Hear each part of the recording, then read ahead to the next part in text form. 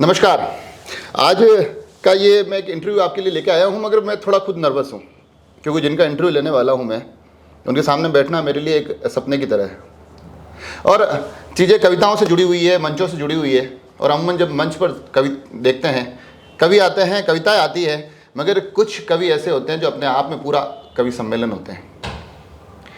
इस देश के पूरे इस कवि सम्मेलन के इतिहास में जिस एक कवि से मैं सबसे ज़्यादा प्रभावित हुआ, जिनको देखना और सुनना मेरे लिए सबसे सुखद लम्हे होते थे, और जैसा कि मैंने कहा कि जो अपने आप में एक बेहतरीन कवि सम्मेलन है।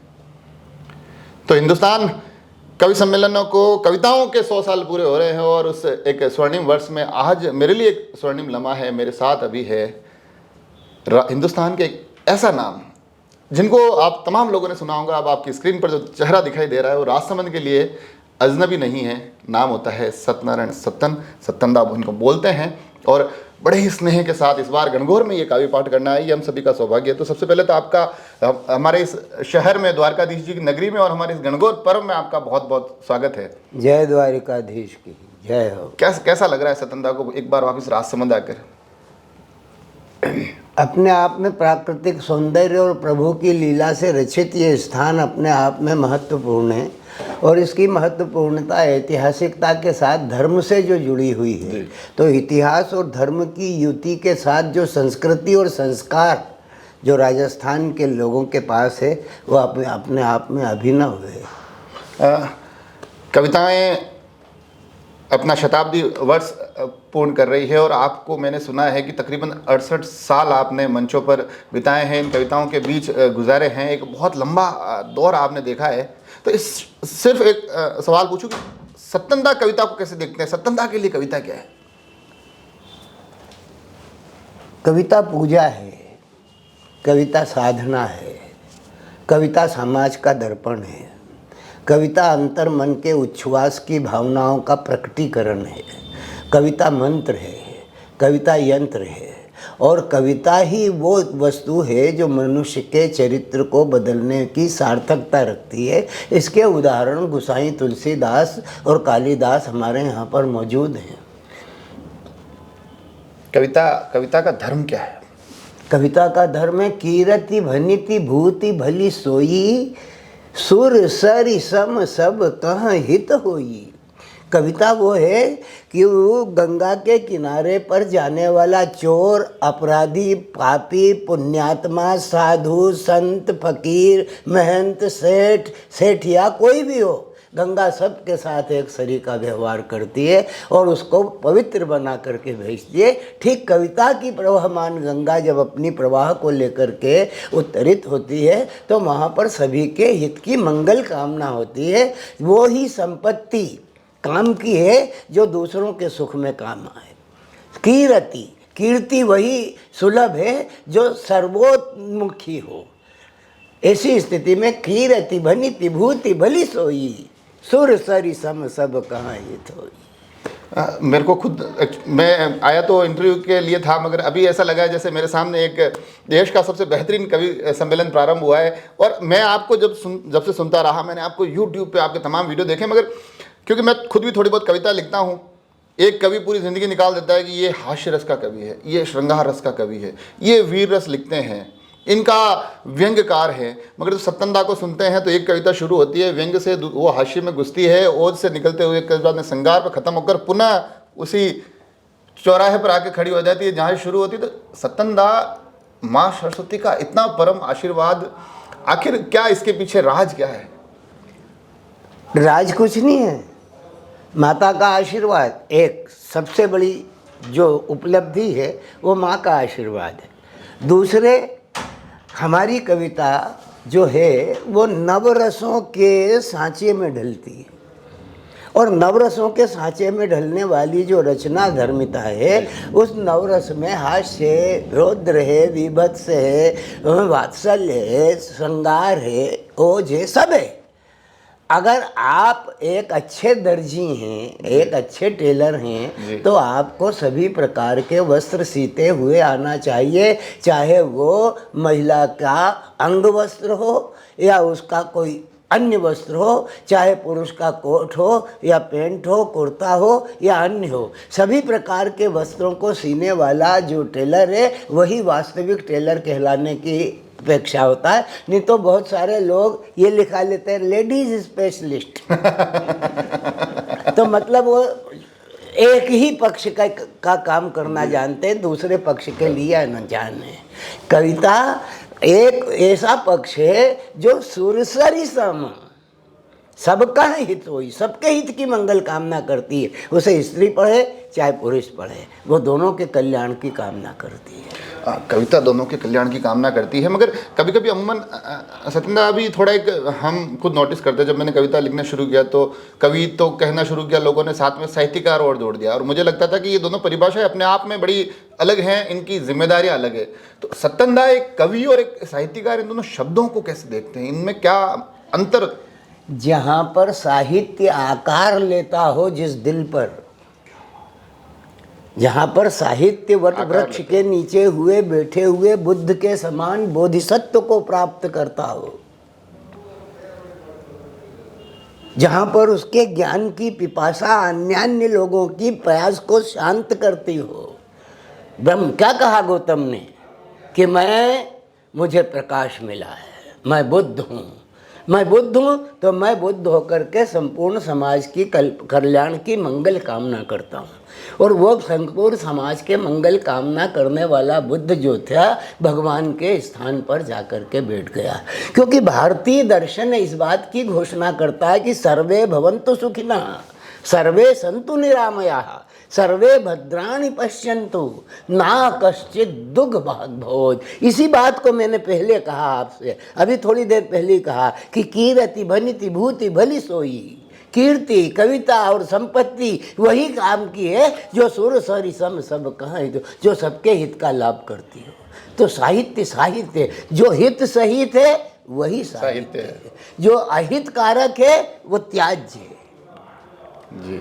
हैं। आज एक उदाहरण साहित्यकार, और आपने कहा कि साहित्यकार क्या होता है, साहित्यकार और कवि में क्या मतलब, यूँ हम साहित्यकार, साहित्य की विधाएं हैं जी। हम सवेरे उठते हैं तो शौच से लगा करके, मंजन और स्नान से लगा करके वो प्राकृतिक दैनंदिन की क्रियाएं करते हैं ना, वो अत्यावश्यक है। ठीक उसी तरीके से मनुष्य के जीवन में, समाज के जीवन में साहित्य का भी दैनंदिन क्रिया कर। सत्येंद्र, इतनी सारी बातें आप कर रहे हैं, इतने बड़े बड़े श्लोक आपको याद है, और मैं जब आपको मंचों पर भी देखता था आपका संचालन, तो हम लोगों को एक बिल्कुल ऐसा लगता था कि कवि तो जो पढ़ रहा है फटाफट चला जाए ताकि सत्येंद्र का संचालन का हम वापस आनंद ले, ऐसा हमको एक रोचक लगता था। मगर आजकल हम देखते हैं कवि आते हैं, मोबाइल निकालते हैं, कविता पढ़ते हैं, सत्येंद्र को इतनी चीज़ें याद कैसे रह जाती है? ये झटकेबाजी है जी। काव्य में शब्द अपनी परिपूर्णता रखता है, मात्रा अपनी परिपूर्णता रखती है। अब उस शब्द को भाव के साथ उड़ेल करके समाज तक अग्रेषित कर देना, प्रेषित कर देना, ये कवि का धर्म होता है। और जब कवि का धर्म होता है तो वो अपने द्वारा रचित रचना को उसके भाव बोध सहित समग्र भावना के साथ समाज को समर्पित करता है। तब उसका अंग विन्यास भी देखने के लिए होता है। अगर वो वीर रस का कवि है तो तीर चढ़ाते हुए दिखेगा, तलवार घुमाते हुए दिखेगा। उसके अंग प्रत्यंग से प्रदर्शित होने वाला जो भाव है उसके रस भाव बोध को प्रकट करेगा। भाव बोध रस बोध अपार। इतने रस तो छोड़िए, आप आजकल कवियों को एक एक कविता भी याद नहीं रहती, वो भी मोबाइल में देखनी पड़ती है, और सत्येंद्र को इतनी सारी चीज़ें एकदम बिल्कुल कंठस्थ याद है। नहीं, वो ये देवी कृपा हो सकती है, लेकिन कुल मिलाकर के मेरे द्वारा सृजित सारी कविताएं मुझे याद नहीं है जी। सारी कविताएं मुझे भी याद नहीं है। कुछ तो पन्नों पर ही रखी हुई हैं, कुछ डायरियों में रखी हुई हैं, कुछ प्रकाशन में रखी हुई हैं, कुछ किताबों में रखी हुई है। पर आपका वो प्रभाव इतना है कि अगर आप कहीं भूल भी जाए और 3 बार करे तो वो भी हमको सुहाता है, बढ़िया लगता है। ऐसा अभी तक तो हुआ नहीं, करने का अवसर तो नहीं आया भगवती ने, लेकिन और ना कभी इस तरीके का है, क्योंकि विस्मृति जो है मनुष्य को अपने से अलग हटा देती। जब मनुष्य भाव विभोर होता है तो उसकी अवस्था गदगद गदगद हो जाती है। और जब वो कहीं ना कहीं से अपने मन में किसी पीड़ा का अनुभव करता है तो संसार की जो रुचिकर बातें हैं वो भी उसके लिए अरुचिकर हो जाती है। तो भाव कुभाव, अनख और आलस ये आदमी के व्यक्तित्व से जुड़े हुए हैं।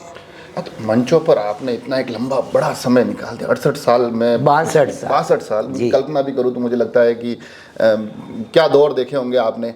तो एक वो दौर देखे मैंने, तो उस दौर में और आज के दौर में फ़र्क क्या महसूस करते हैं? राष्ट्र कवियों के साथ बैठ कर के काव्य पाठ करने का अवसर मिला मुझे, उनके चरणारविंद में बैठ कर के अपनी बात कहने का अवसर मिला। मैं उन सौभाग्यशाली लोगों में से हूँ जिन्होंने माखनलाल चतुर्वेदी के दर्शन लाभ किए और माणिक्य वाचनालय में उनके चरणों में बैठ कर के काव्य पाठ किया। मैं उन भाग्यशाली में हूँ कि इंदौर में एक लाइब्रेरी का उद्घाटन करने के लिए राष्ट्र कवि मैथिली शरण गुप्त आए और मैं अपने शहर का एक प्रिय कवि होने के नाते लोगों ने, जबकि मैं कॉलेज के विद्यार्थी था, लोगों ने मुझे उनके पास में बैठने का अवसर दे दिया। उन विभूतियों के चरण डॉक्टर शिवमंगल सिंह सुमन बच्चन जी के साथ बैठने का अवसर मुझे मिला, भवानी प्रसाद शुक्ल के साथ बैठने का अवसर मुझे मिला। देश के तमाम मुझसे पुरातन पर वो आपने इतने नाम गिनाए हैं, आपने बताया कि उनके साथ बैठने का, उनको देखने का, उनसे मिलने का सौभाग्य प्राप्त हुआ, मगर यकीन मानिए उसी क्रम में मैं जब सत्यनारायण सत्तन या सत्तनदा का नाम लेता हूं तो ऐसी एक बहुत बड़ी और लंबी पीढ़ी है जो आपको देखकर अपने आप को सौभाग्यशाली महसूस करती है। ऐसी भी पीढ़ी है जो मुझे देख करके नकारात्मक स्वर निकालने लगती है, तो उसका क्या करें? भाव कुभाव ये स्वभाव के अंतर्गत आते हैं। कोई किसी को बैंगन बावर और किसी को बैंगन गच, कोई को बैंगन सुहाता है, किसी को नहीं सुहाता है। और सत्य जो है, कविता जो है वो आधार पर खड़ी होती है। कवित्व विवेक एक नहीं मोरे, मेरे मन में कवित्व का एक भी विवेक नहीं है, लेकिन जो मैं कहता हूँ सत्य कहाँ हूँ, लिखी कागज कोरे, कागज पे, कोरे कागज पर जो मैं लिखूंगा वो सत्य लिखूंगा, असत्य नहीं लिखूंगा। कल्पना जन्य बातें जो हैं, श्रृंगार रस के किसी गीत में किसी नायिका को अपने पड़ोस में बिठा करके उसको श्रृंगारित करके उसका वर्णन कर देना, और जिसका मैं वर्णन कर रहा हूँ उसे पता ही नहीं है। सही बात है। पर वो आपने वो सवाल, वो मेरा अधूरा रह गया, वो कि मंचों पर इतनी बड़ी यात्रा के बाद अब क्या फर्क देखते हैं, क्या तब्दीली आई है आपको लगता है? नई पीढ़ी का आदमी एक रस विशेष के प्रति आकर्षित हुआ है और उस रस विशेष का नाम है हास्य। उस हास्य ने काव्य के मंचों पर जो विकृति पैदा की है, उस विकृति के परिणाम स्वरूप शाश्वत कविता के भाव को नकारात्मकता मिल रही है और चुटकुलों को जीवंतता मिल रही है। चुटकुला प्रधान हो गया, कविता गौण होती चली जा रही है। चुटकुलों पर आदमी हंसना चाहता है। ये बात बिल्कुल सच है कि आज के इस युग में मनुष्य अपने आप को संतुष्ट पाता है, और जब वो अपने आप में संतरास का अनुभव करता है तो उसकी रुचि को उल्लास देने का काम अगर कोई करता है तो साहित्य ही करता है। साहित्य की अनेक विधाएं करती हैं। साहित्य की अनेक विधाओं में से सबसे प्राणपूर्ण विधा है वो शब्द की है, क्योंकि शब्द गाली भी है जी, शब्द मंत्र भी है, और शब्द आशीर्वाद भी है जी, शब्द श्राप भी है, शब्द आश्वासन भी है, और शब्द चैलेंज भी है। तो आप आशीर्वाद देने के लिए आए, मधुरैण करने के लिए आए हैं, या विषैण करने के लिए आए हैं? आपकी विशिष्टता और आपकी सभ्यता आपके उन उवाच से परिलक्षित होकर समाज तक पहुंचती है। प्रेमचंद को क्यों याद करते हैं लोग? कभी आज तक 550 साल हो गए, बाबा कबीर और तुलसीदास को मिटाने की ताकत किसी के पास क्यों नहीं है? मीराबाई के गीतों को झूम झूम करके गाने वाले लोग इस बात को क्यों भूल जाते हैं कि वो आज से 300 350 साल पहले की बात है, 400 साल पहले की बात है? लेकिन वो ये कभी मरे नहीं है।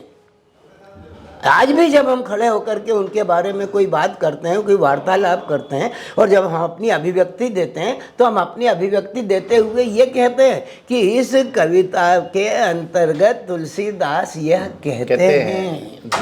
थे नहीं है, कहते हैं, वो मौजूद हैं, वर्तमान में मौजूद हैं। कालिदास ये कहते हैं, मनु महाराज ये कहते हैं, तुलसीदास महाराज ये कहते हैं, वाल्मीकि महाराज ये कहते हैं। हमारे दिनकर जी की इन पंक्तियों में जो उनका जो कहना है वो इतना सार्थक है। आज भी हम उनको हमारे बीच में नहीं होने के बावजूद भी हम अपने बीच में ही पाते हैं। तो साहित्य नहीं मरता, और इसलिए नहीं मरता कि साहित्यकार का जो साधन है वो साधन है शब्द, और शब्द ब्रह्म है।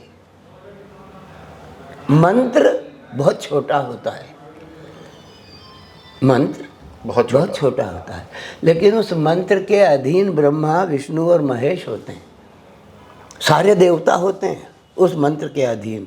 मंत्र छोटा, ठीक वैसे ही ये क्रिया होती है जैसे अंकुश इतना सा होता है और हाथी बहुत बड़ा होता है। तो इन चुटकुलों ने, लगता है आपको, कविताओं को लिखने के प्रति भी लोगों की रुचि कम कर दी है कि उनको लगता है कि मंच पर तो अब चुटकुला चल रहा है, मैं अच्छी कविता क्यों लिखूं? ये उन लोगों के लिए सत्य है जो संघर्ष करना नहीं जानते जी। जो संघर्षशील हैं वो उनके बीच में भी खड़े होकर के अपना पाँव उसी तरीके से जमाते हैं जैसे रावण की सभा में अंगद ने जमाया था। बिल्कुल। तो पर ये जो अंगद की तरफ पाँव जमाने की जो ये लालसा है, हालांकि संघर्ष एक बड़ा शब्द है, मगर इन दिनों हम देखते हैं कई सारे युवा कविता लिखने से ज़्यादा जल्दी उनको ये होती है कि मैं कब मंच पे जाऊं और बाहर फैला के कविता पाठ शुरू करूं। उनको अच्छी कविताओं की रुचि थोड़ी कम हो गई है, मंचों पर एक हीरो की तरह खड़े होने की रुचि कुछ ज़्यादा, ऐसा मेरे को ऐसा महसूस होता है। हो सकती है ये प्रवृत्ति और निवृत्ति जी, ये जीवन के दो अध्याय हैं। अब उसमें महत्वाकांक्षाएं जुड़ जाती हैं, और महत्वाकांक्षा को प्राप्त करने के दो साधन हैं। एक तो साधना के द्वारा प्राप्त की जाए और दूसरे साधनों के द्वारा प्राप्त की जाए। जी, बहुत बड़ा आपने हाँ, तो साधन और साधना के बीच में तप और झपट दो बातें हैं। जी। जो तप करेगा वो शांत भाव से, शाश्वत भाव से करेगा। अक्षर कभी क्षर नहीं होगा, क्षय नहीं होगा, वो अक्षत है, अखंड है, अछेद है, अभेद है। उसे नष्ट करने की ताकत किसी को नहीं है, वो ब्रह्मांड में गूंजता रहेगा। लेकिन जो असत्य है वो एक ना एक दिन अपने स्वरूप में वापस आ जाएगा और संसार के सामने सत्य को प्रकट करेगा। इसीलिए तुलसी ने कहा कि सत्य कहाँ हूँ। बाबा तुलसी ने कहा कि मैं कुछ नहीं, मैं कभी तो विवेक नहीं जानता, मैं जो जानता हूँ वो सत्य को जानता हूँ, और जो सत्य उद्घाटित करता हूँ उसका परिणाम है।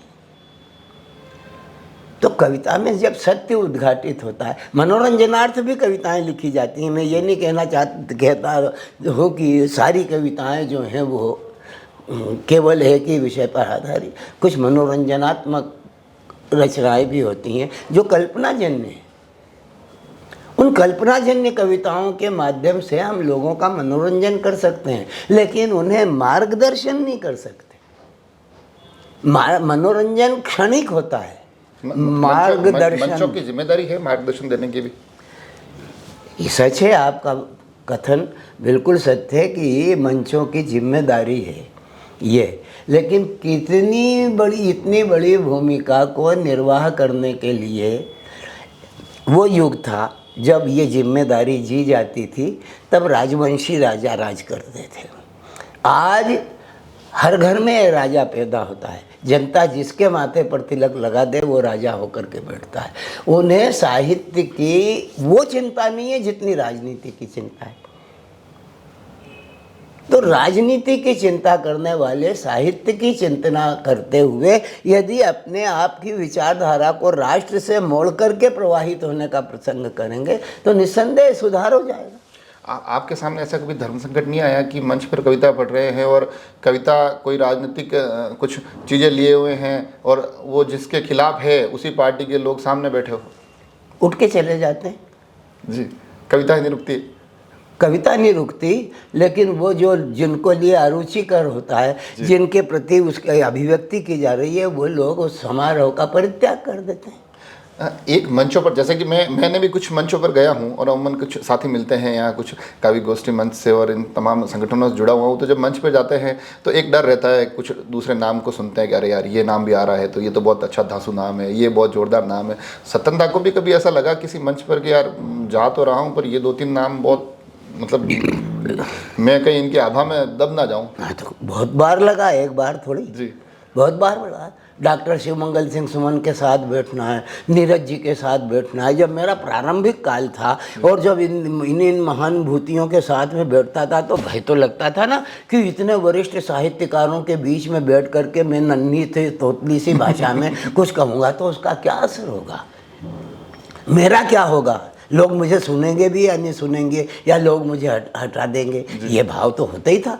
प्रारंभ में कोई भी नवोदित कवि के अंतर मन में इस तरीके की भावना का पैदा होना सहज है, स्वाभाविक है। सत्तन दा का सबसे फेवरेट कवि कौन है आज तक की? बस ये है एक नाम ऐसा जिसको बस कि वो मेरे लिए ये अद्भुत नाम है। तुलसीदास।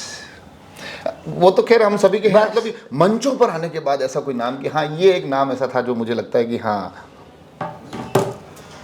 मंचों पर आने वाले जो कवि हैं तो उनमें मेरे प्रेरक सुमन जी रहे जी, मेरे गुरु राम स्वरूप शुक्ल दयाल रहे, और उन्होंने जो प्रेरणा दी वो प्रेरणा पढ़ने की थी, और लेखन की अभिव्यक्ति का जो मादा था वो डॉक्टर शिवमंगल सिंह सुमन के माध्यम से।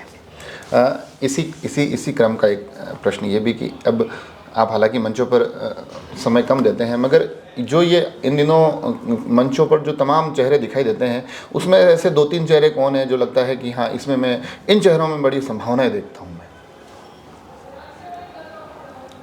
प्रायः आज के कवि सम्मेलनों में जो भी कुछ होता है वो तत्कालीन वस्तु स्थिति को लेकर के अभिव्यक्तियाँ होती हैं, और वो अभिव्यक्तियाँ जो हैं घटनाजन्य होती हैं, और घटनाजन्य स्थितियाँ अमरता को प्राप्त नहीं कर पाती। अमरता को प्राप्त करने के लिए काव्य कि वो धारा जरूरी है जिसका अपना कोई सांस्कृतिक स्थापित्य हो, जिसका कोई साहित्यिक स्थापित्य हो, समाज में जिसके लिए कहीं ना कहीं पर सुगबुगाहट हो। ऐसी स्थिति में रहने वाले जो लोग होते हैं वो ही साहित्य के सृजन की उस प्रक्रिया में विश्वास कर पाते हैं, अन्यथा चुटकुलेबाजी तो चलती है। फिर भी ऐसे कुछ नाम जो मंच पर आपको लगता है कि इनमें संभावना है, ये अच्छा बेहतर लिख रहे हैं इन दिनों? लिखने के लिए तो अभी हिंदुस्तान में जो लोग हैं उनमें एक हरिओम पंवार है जी। एक जैसे एक बार बार रहे कि ये जिज्ञासा भी आती है, ये चर्चाओं का माध्यम भी बनता है कि विष्णु सक्सेना है। वो फैकल्टी अलग अलग है, एक वीर रस के हैं, एक गीतकार हैं। गीत जो है वो सदैव लोगों को प्रिय रहा है। गीत के साथ साथ गेयता जो होती है वो उसके प्रभाव को और बढ़ा देती है, उसमें सुगंध पैदा कर देती है। तो ये जो लोग हैं इनके शब्द भी जो हैं पावरफुल है, अभिव्यक्ति भी पावरफुल। एक आखिरी सवाल, हालांकि ये जो आज का साक्षात्कार है मैं ये समझूं कि मेरे जीवन की एक बेहतरीन यात्रा की तरह रहा है, मगर सत्तन दा की इस पूरी यात्रा में ऐसा कोई लम्हा जो आपको लगता हो कि मेरे इस मंचों की पूरी यात्रा के, मेरे इस 62 वर्ष के इन कविताओं के मंचों से जुड़ा हूँ, इस यात्रा का सबसे यादगार लम्हा ये है?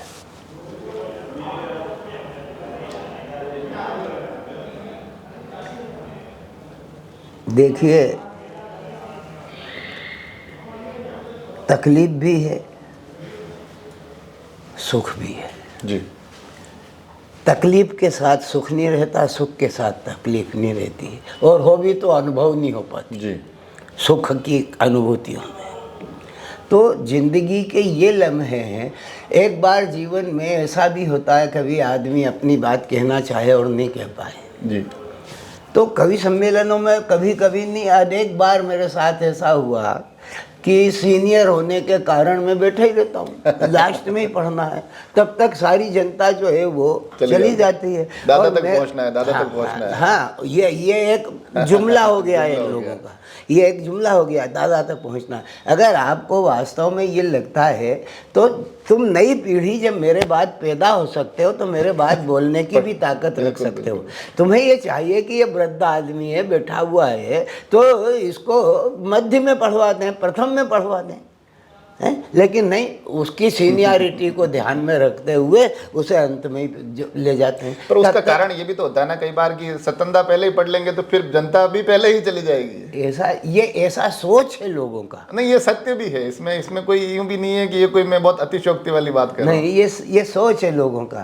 तो जब सुनने के लिए आता है तो वो सभी को सुनने के लिए आता है, किसी एक को नहीं सुनने के लिए आता। पर होता है ना कि वो सारे कवियों के पोस्टर बनते हैं तो सबके छोटे छोटे फोटो लगते हैं, सतंदा का बड़ा फोटो लगता है, क्योंकि पता है कि मुख्य इन्हीं को देखने सुनने आएंगे लोग। ये लोगों की भावना पर के लिए दीर्घ काल से इस फैकल्टी में काम कर रहा है तो वो मान करके बड़ा फोटो लगा देते हैं, बाकी छोटों का लगा देते हैं। ये उनकी भावना है, जो आयोजक होते हैं उनकी भावना है, या जो श्रद्धान्वित है उनकी भावना है। उस भावना और उस फोटो से उस कविता पे कोई असर नहीं पड़ता जी।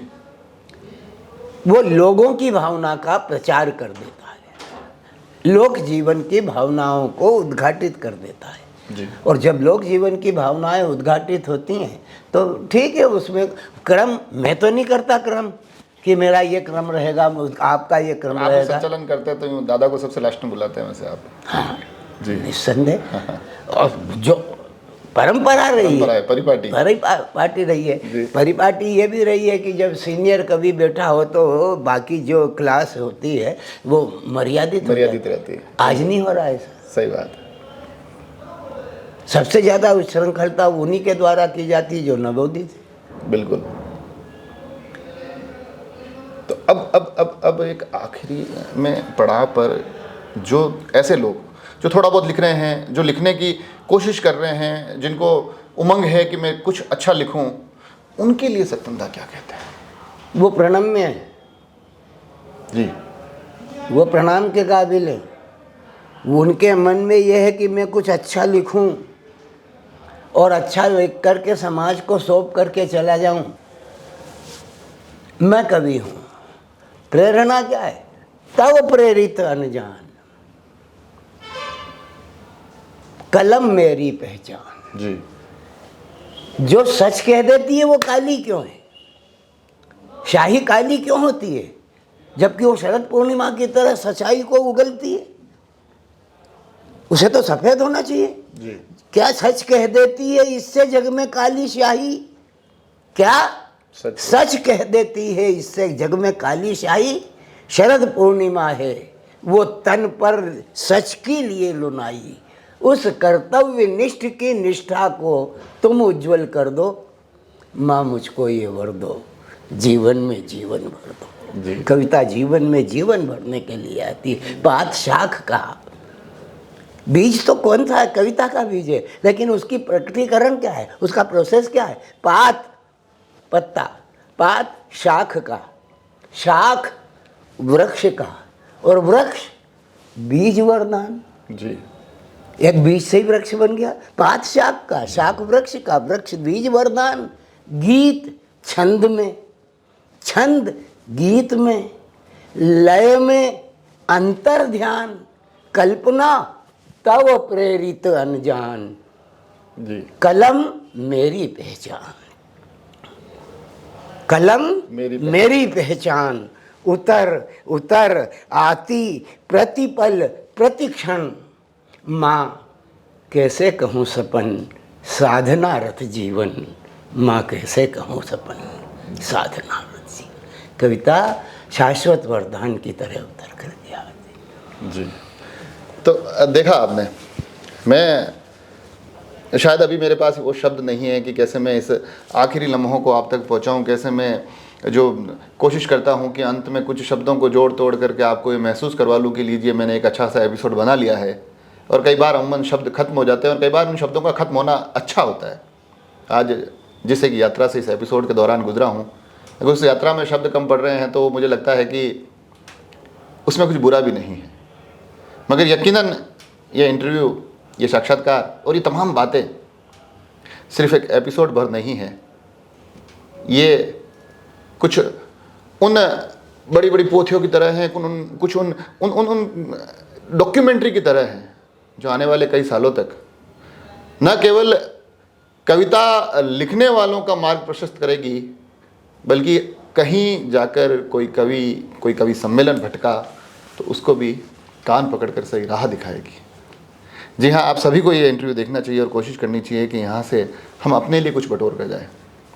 मैं राजसमंद की ओर से सत्येंद्र का कोटि कोटि आभार प्रकट करते हुए आप सभी से धन्यवाद। आप सभी लोग जुड़े रहे राजसमंद एक्सप्रेस से।